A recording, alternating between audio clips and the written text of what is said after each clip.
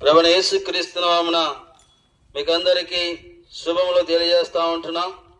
మరి ఈ విధంగా పాటలు పాడుకుంటూ యేసుక్రీస్తు యొక్క మాటలు మీకు తెలుపుటకై యేసుక్రీస్తు ప్రభుల వారు మమ్మల్ని ఈ విధంగా నడిపించాడు.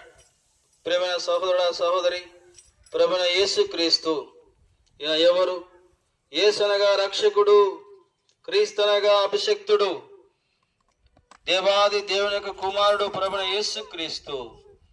ఈ విధంగా ఆయన పరలోకం నుండి వచ్చిన దేవుని యొక్క కుమారుడు ప్రభువైన యేసుక్రీస్తు. ఆయన ఈ లోకానికి రక్షకుడుగా వచ్చాడు. యేసు అనగా రక్షకుడు, పాపులను రక్షించుటకు క్రీస్తు యేసు ఈ లోకమునకు వచ్చెను అని రాయబడుతూ వచ్చింది.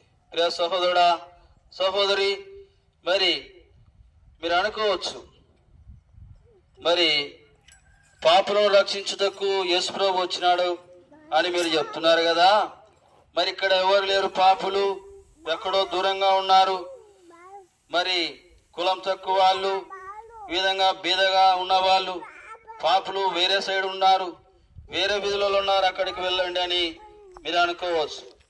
మరి రోమిలకు రాసిన పత్రిక 3వ అధ్యాయం 23వ వచనంలో ఏ భేదము లేదు, అందరూ పాపము చేసి దేవుడు అనుగ్రహించు మహిమను పరలోక రాజ్యమును పొందలేకపోతున్నారని ప్రభువైన యేసుక్రీస్తు వారు సెలవిచ్చి ఉంటున్నారు. ఏ భేదము లేదు, చిన్నవారు పెద్దవారు, వృద్ధులు, మరి తెల్లవారు నల్లవారు, ఆయా కులమత జాతి రంగు భేదము లేని అందరూ పాపము చేసినట్లు పరిశుద్ధ గ్రంథంలో దేవాది దేవుడు సెలవిస్తూ ఉంటున్నాడు. నిజంగా సహోదరుడా, మరి మీరు అనుకోవచ్చు, పిల్లలు ఏం పాపం చేశారయ్యా అని. ఏ భేదం లేదు, అందరూ అనగా మానవుడు మరి జన్మతోనే పాపి. యేసుక్రీస్తు ప్రభుల వారు ఆయన పరిశుద్ధుడు కనుక పాపి మరి నశించకుండా, అనగా మానవుడు నశించకుండా దేవునికి ఏమాత్రము ఇష్టము లేదు.